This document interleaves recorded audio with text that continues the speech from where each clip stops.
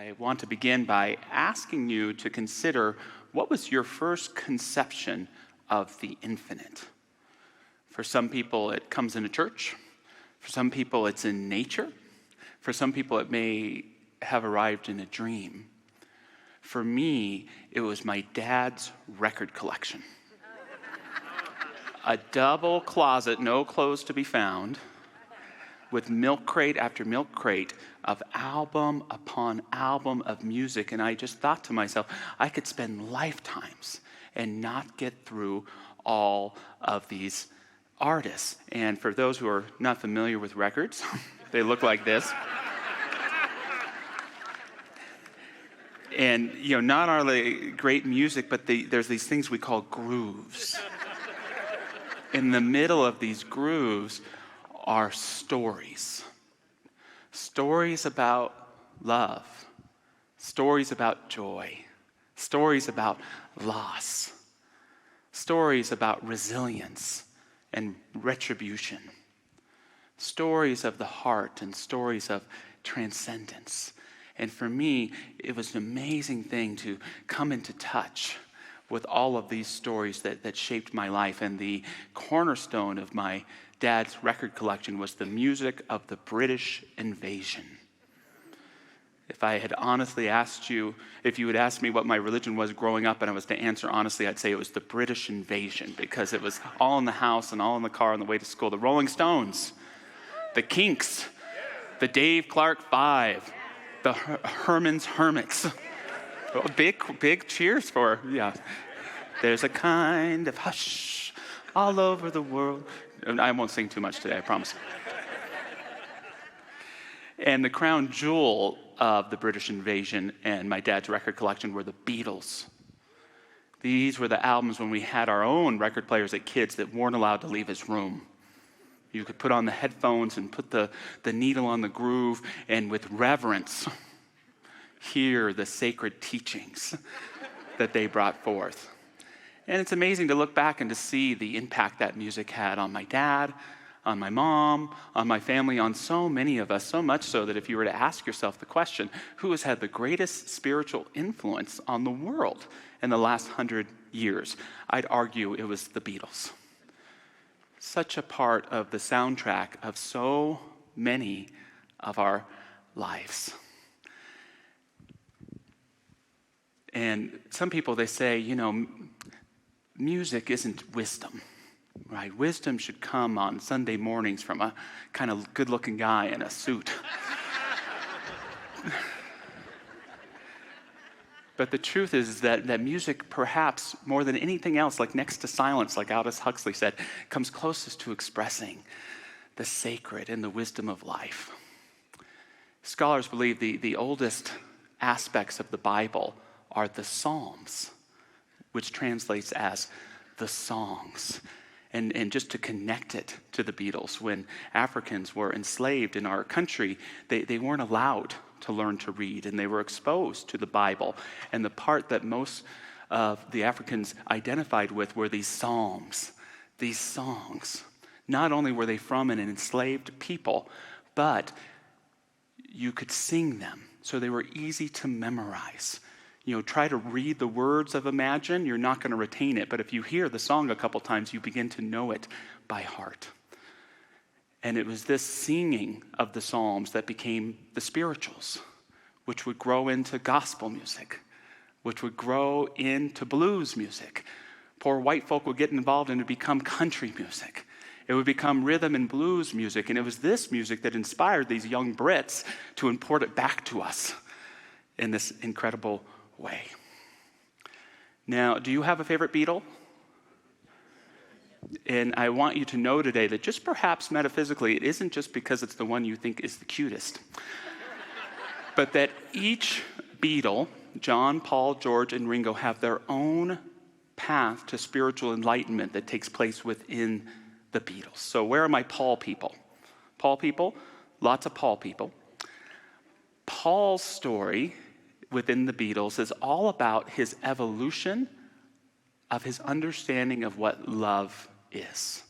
And we might say in his early days in the Beatles that Paul's understanding of love begins and can be encapsulated in the song Yesterday.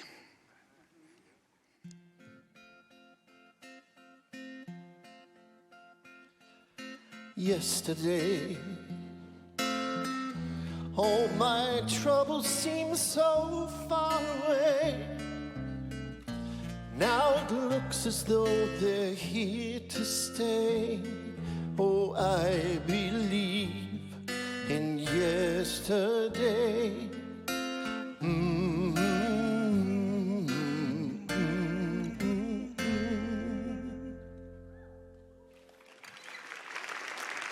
It's a beautiful song, but it's a little victim-y, right? What is love to Paul?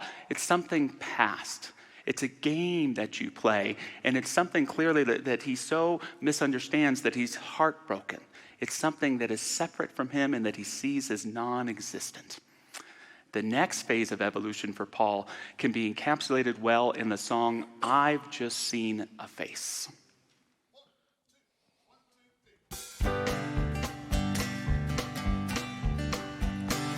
I've just seen a face, I can't forget the time or place when we first met. She is the girl for me, and I want all the world to see we've met.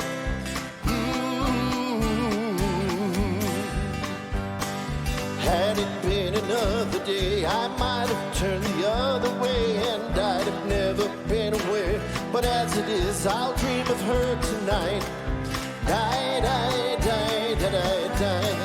Falling, yes, I am falling, and she keeps calling me back again. Falling, yes, I am falling, and she keeps calling me back again.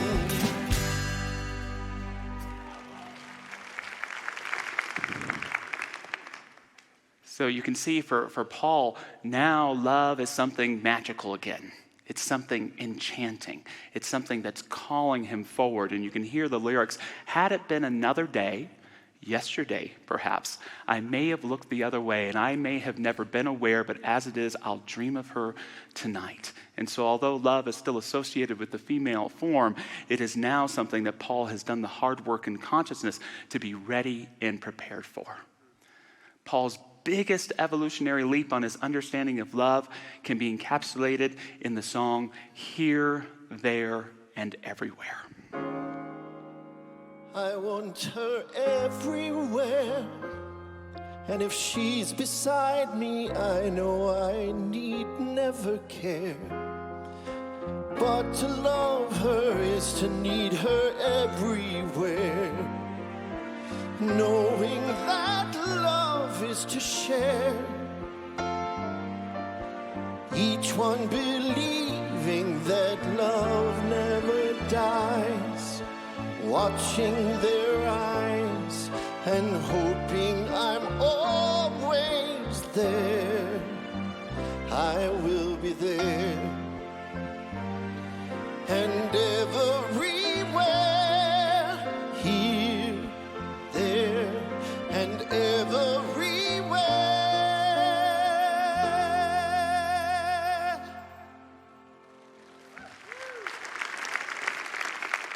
Paul's opening line, to lead a better life, I need my love to be here. Love isn't past, love isn't future. Love is here, there, and everywhere. Love isn't person, love is presence. And we live, move, and have our being in this love that is here, there, and everywhere if we are willing to be conscious and to have a transparent heart that can give and receive it. Paul's final evolution of his understanding of love comes in the song Let It Be, where love has taken the form of the Divine Mother, which whispers words of wisdom to him in times of trouble.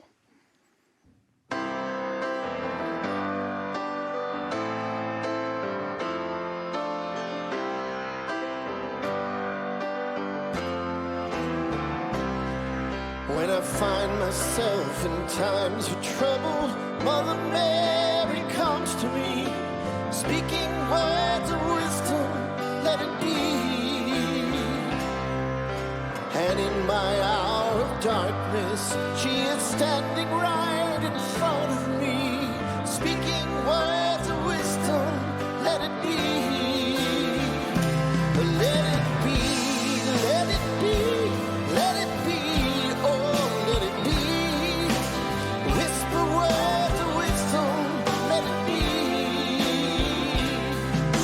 And when the broken-hearted people living in the world agree, there will be an answer. Let it be. For though they may be parted, there is still a chance that they may see. There will be an answer. Let it be. Let it be. Let it be. Let it be. Let it be. There will be an answer. Let it be. Let it be. Let it be. Let it be. Oh, let it be. Whisper words of wisdom. Let it be.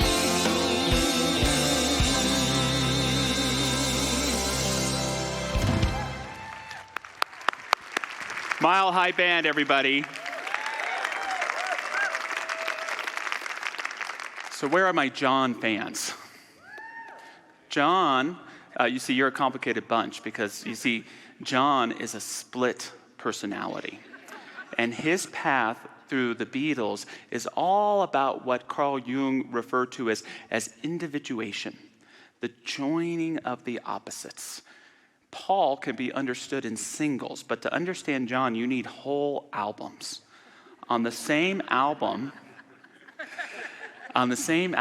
in which he croons the most beautiful song ever written in my mind, in my life, is a song called Run for Your Life. On the same album where he talks about starting a revolution, he talks about being so tired and how he even wants to hang his rock and roll. He's so upset. But he keeps working. He keeps bringing together these opposites until he comes together. George fans. George's path through the Beatles is all about finding your own voice.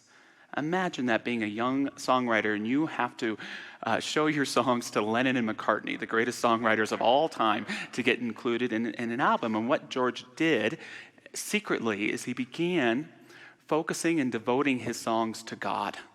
That little darling, and here comes the sun, that's the divine. That's something in the way she moves, that's divinity. And it's only fitting that it's in his solo career that he addresses God plainly and has his masterpiece, My Sweet Lord. My Sweet Lord. And Ringo people, the rare Ringo person, I need a little bit of an out on this one. But Ringo, honestly, to me, he's all of us along for the ride. He's this humble, talented presence, and it's important to understand that the Beatles' success does not begin until Ringo enters the band. And it's his energy and his willingness to go along that helps hold all of these interesting presences together along the way. So without further ado this morning, the Beatles' 10 Commandments. Commandment 1, can't buy me love. The Beatles' first commandment is a warning against spiritual materialism. We see it more and more every day where products offer us qualities of being. This soft drink will bring you peace of mind. This pill will finally make you happy. This car will give you the freedom that you've been looking for. Now, the Beatles all liked nice things. However, the rule of thumb is this: don't get anything in your life to give you a quality until you can represent it and recognize it within yourself. Because if not, you will continue to separate yourself further and further from it. Because you can't buy yourself love. You can only identify and through the currency of your heart, share and multiply it in your life. Commandment 2, think for yourself. A George song from the Rubber Soul album. Think for yourself, God says, because I won't be there for you. And it's interesting to think of all the churches, and we're an interfaith institution here, I do doubt that many are beginning with today's message is to think critically, to think for yourself. But the Beatles understand something incredibly important about spirituality and our own thought.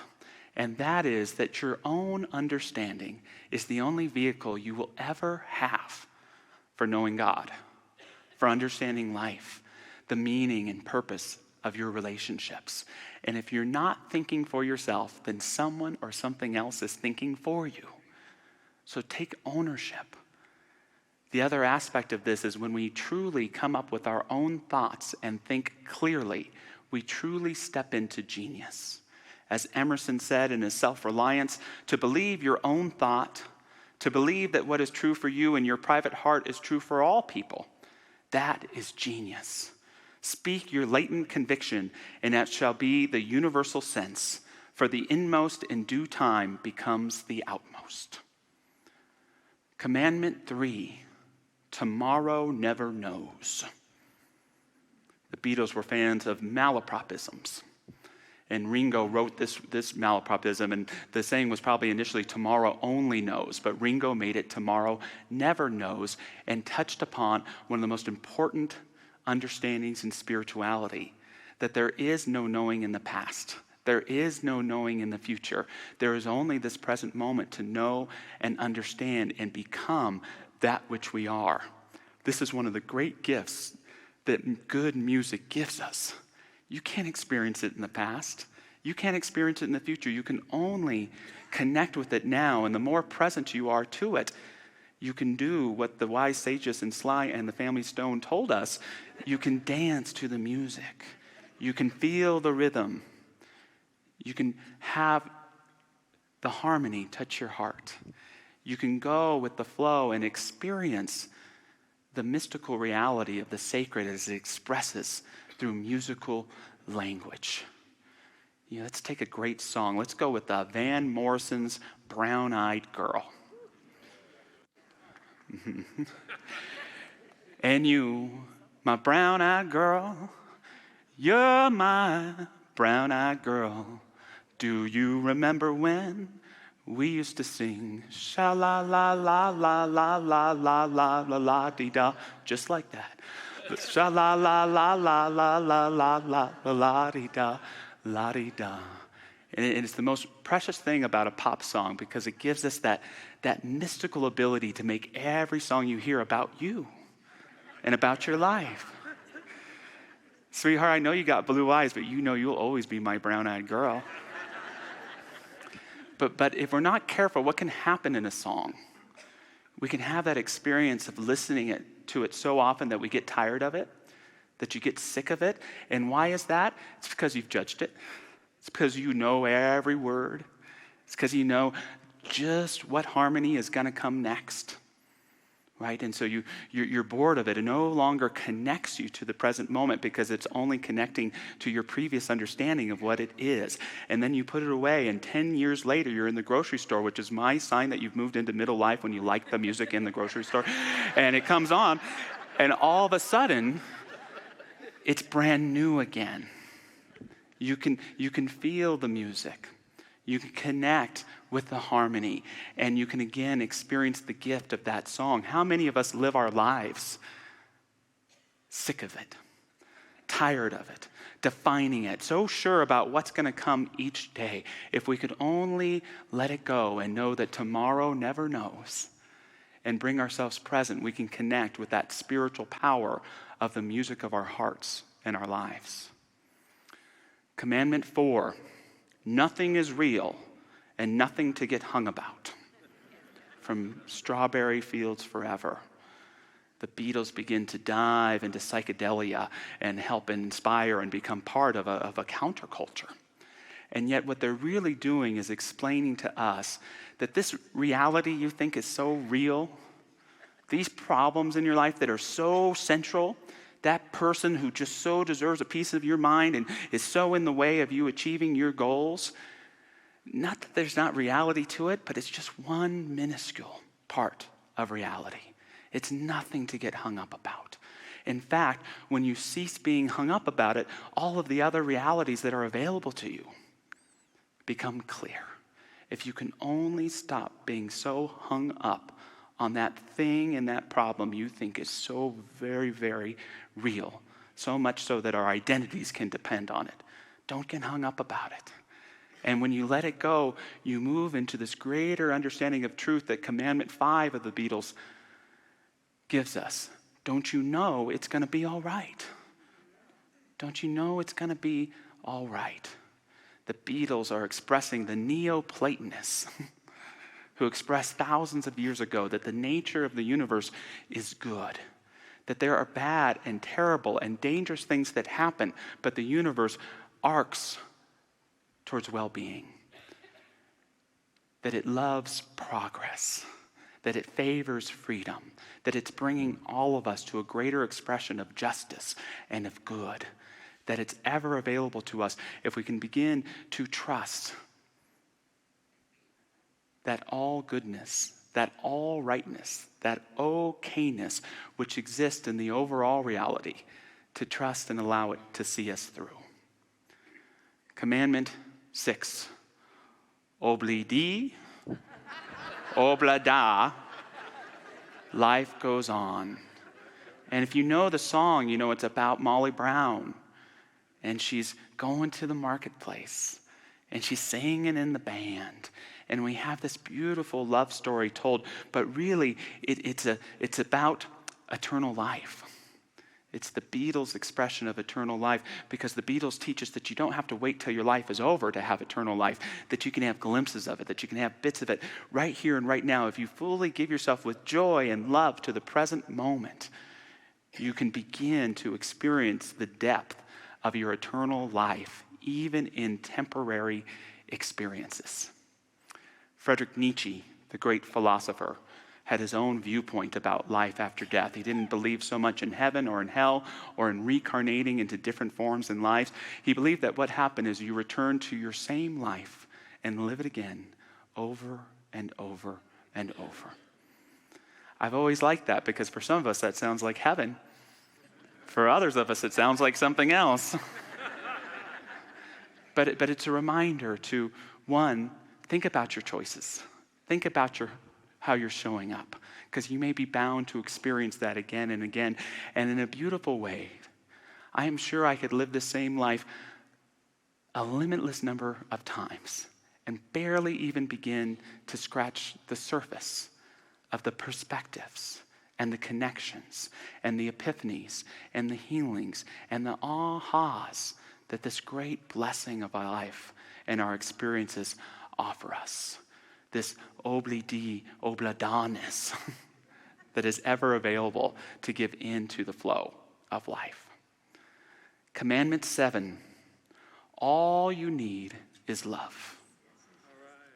If you listen to the song, the lyrics really aren't all that inspiring at the start. There's nothing you can do that can't be done. Oh, thanks, John. There's nothing you can sing that can't be sung. Well, then why sing at all? But there's nothing you can do, but you can learn to be you. It's easy. All you need is love.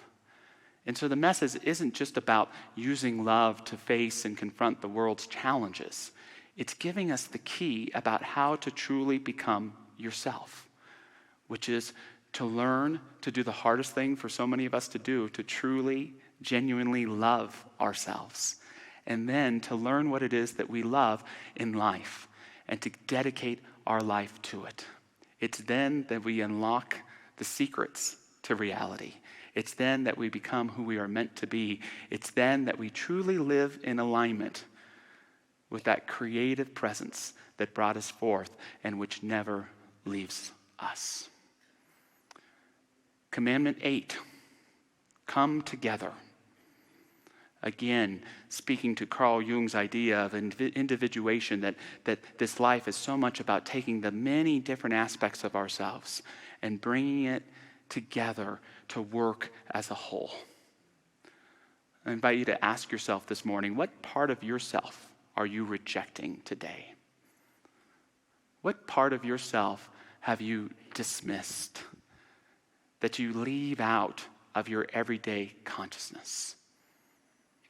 Coming together is about learning to call back in those areas of ourself, no matter how mistaken, hurt, distracted, disconnected they may be, realizing the only reason they are that way is because we've rejected and shut them out. But if only we could bring those parts of ourselves back into who we are, we could live in greater wholeness. What did Parker Palmer said? That's the thing about wholeness. The moment you discover you're whole, you have to live your whole life. Live your whole life as your whole self, nothing left out. Commandment 9, let it be. I love this concept of let it go. I could sing some Frozen, but I won't.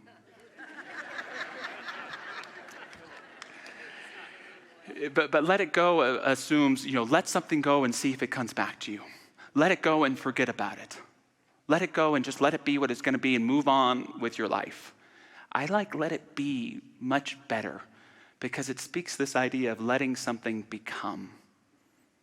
This relationship, I'm going to stop meddling in it. This problem, I'm going to stop trying to control it. This self that I am, I'm going to learn to trust in what it is. And when we let something be, we actually realize that it's sometimes ourselves that's keeping it from becoming what we want it to be. But when we let something become, just maybe it becomes exactly what we felt in our heart it could be. A relationship, a child we love that may be struggling, a challenging life circumstance. Let it be. Doesn't mean you have to forget about it. You can still care about it. You can still love it. But allow a power greater than you are to let it become. And lastly, Commandment 10.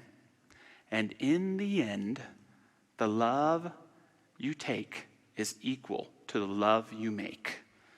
The Beatles' final statement to us is an evolution of the golden rule, which says, do unto others as you would have them do unto you. But even more importantly, that love that you seek, that happiness that you want, that sense of wholeness you want to cultivate in your life, you have to bring it forth from yourself before you can get or experience it from anyone or anything else. Are you happy with the amount of love in your life? Are you happy with the amount of love in your life? And if the answer is no, stop looking out there and start looking at what you're willing to cultivate and bring forth in your everyday life, because the love you take is equal to the love you make. So moving into a closing prayer today, invite any of our prayer practitioners who are here to stand and join me. And I hope as we move into this prayer that subtle message that is there, that the soundtrack of our lives has not just been about fun. It's been about teaching us how to live. Not just through the wisdom of understanding, but through the wisdom of rhythm and harmony and dance and flow. Think about those songs that perhaps showed up in your life just at the right time to help you through an experience or through your growth and understanding. Think about, with reverence, that music that has helped make you you and has provided a backdrop and a sanctuary in which to experience life's highs and lows. May we celebrate the music that we've experienced through synchronicity, through friendships, and through celebrations, and even moments of grief.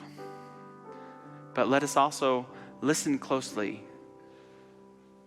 for the rhythm of God's life in our own heart, and where it may be calling us to come forward with a greater instrument to understand and embrace a greater way of being that results in deeper healing, forgiveness, love and connection, and an unconditioned joy that allows us to indeed dance to the music, because in the music is freedom, in it is wisdom, in it is the soul of our body and the body of our souls. Holding this music in our heart, we allow it to sing and let it be. and so it is. Amen.